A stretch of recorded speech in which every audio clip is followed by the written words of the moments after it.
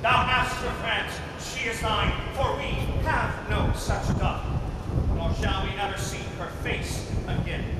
Therefore, away, without our grace, our love, our venison. The jewels of our father, with washed eyes, Cordelia leaves you. I know you what you are, like a sister, and most loath to call your faults as they are named. It is well, our father. To your professed bosoms I commit you, but yet, alas, stood I within his grace. I would prefer him to a better place. So, farewell to you both. Prescribe not us our duties. Let your study be to content your Lord, who hath received you in fortune's alms. You have obedience scanted, and well are worth the want you have wanted. Time shall unfold with plated cunning hides, cover faults, the last shame then derides. Come, my fair Cordelia.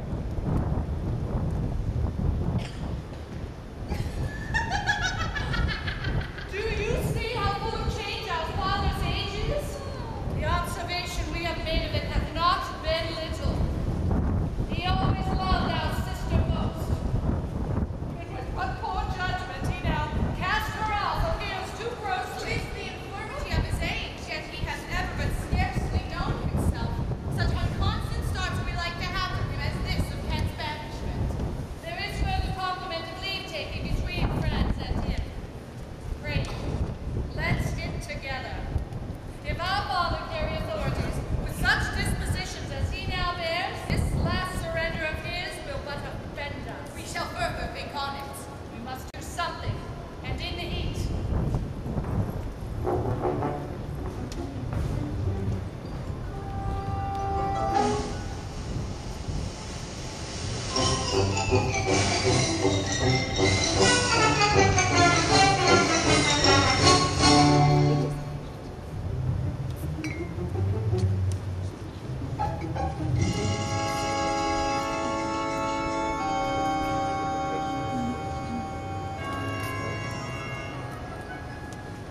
Thou, nature, art my goddess. To thy law my services are bound. Wherefore should I stand in the plague of custom, and permit the curiosity of nations to deprive me, for that I'm some 12 or 14 moonshines lag of a brother? Why, bastard? Wherefore base when my dimensions are as well compact, my mind as generous, and my shape as true as honest? Madams, issue. Why brand they us with baseness, bastardy? Base who in the lusty stealth of nature take more compositions and fierce quality than doth within a doll. Tired, stale, beg go to the creating a whole tribe of fops got tween asleep and awake. Well, legitimate Edgar,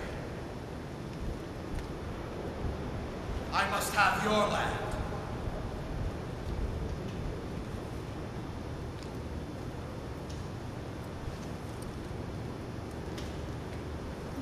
Our father's love is to the bastard Edmund as to the legitimate.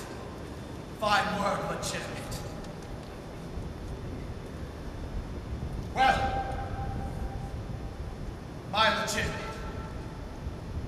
If this letter speed and my invention thrive, Edmund the base shall top the legitimate. I grow. I prosper. Now, gods, stand up for bastards.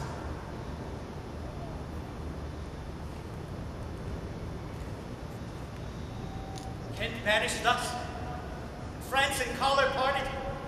The king gone tonight to prescribe his power, confined to exhibition. All this done upon the gad. Edmund, how now? What news? So please your lordship now. I seek you so earnestly to put up that letter. What paper were you reading? Nothing, my lord. No? What needed then that terrible dispatch of it in your pocket? Quality of nothing hath not such need to hide itself. Come, let me see. If it be nothing, I shall not need spectacles. I do beseech you, sir, sir, pardon me. It is a letter from my brother that I have not all o'erread, and for so much as I have perused, I find it not fit for your overlooking. Give me the letter, sir. I shall offend neither to detain or give it. The contents, as in part I understand them, are to lay. Let's see. I hope, sir, for my brother's justification, that he wrote this but as an essay or a taste of my virtue.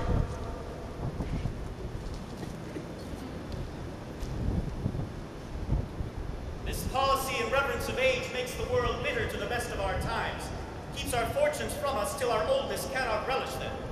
I begin to find an idle and fond bondage in the oppression of aged tyranny, who sways not as it hath power, but as it is subject. Come to me, that of this I may speak more. If our father would sleep till I waked him, you should enjoy half his revenue forever, and live the beloved of your brother Edgar. Conspiracy! Sleep till I waked him, you should enjoy half his revenue forever? My son Edgar, hath he a hand to write this? A heart and brain to read it in? When came this to you? Who brought it? It was not brought me, my lord. There's the coming of it. I found it thrown in at the casement of my closet. You know the character to be your brother, son. If the matter were good, my lord, I dare swear 'twere his, but in respect of that I would fain think 'twere not. It is his. It is his hand, my lord, but I hope his heart is not in the contents. Hath he never heretofore sounded you in this business? Ah, never, my lord. But I have heard him oft maintain it to be fit that sons at a perfect age and fathers declining, that the father should be as ward to the son, and the son manage his revenue. Villain! Villain! His very opinion in the letter! Abhorrent villain! Unnatural, detested, brutish villain! Worse than brutish! Go, Sirrah, seek him! I will apprehend him! Abominable villain! Where is he? I do not well know, my lord. If it shall please you to, suspend your indignation against my brother till you can derive from him better testimony of his intent. You shall run a certain course whereof you violently proceed against him, mistaking his purpose, would make a great gap in your own honor, and shake in pieces the heart of his obedience. I dare pawn down my life for him, that he hath wrote this but to feel my affection to your lordship, into no further pretense of danger. Think you so? If your honor judge it meet, I will place you where you shall hear us confer of this, and by auricular assurance have your satisfaction, and that without any further delay than this very evening. Cannot be such a monster! Nor is not, sure. I will seek him, sir, presently. Convey the business as I shall find the means, and acquaint you with all. This villain of mine comes under the prediction, there's son against father. The king falls from bias of nature, there's father against child. We have seen the best of our times. Machinations, hollowness, treachery, and all ruinous disorders follow us disquietly to our graves. Find out this villain, Edmund. Shall lose thee nothing. Do it carefully.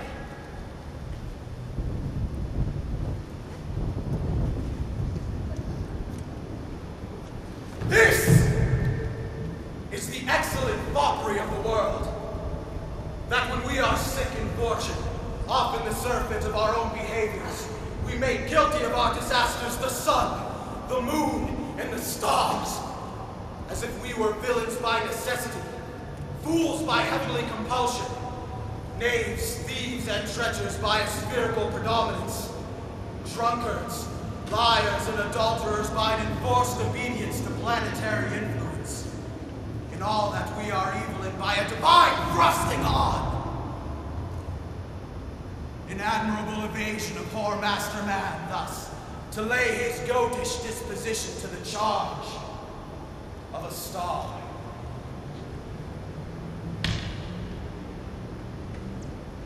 My father compounded with my mother under the dragon's snare, and my nativity was under Ursa Major, so that it follows I am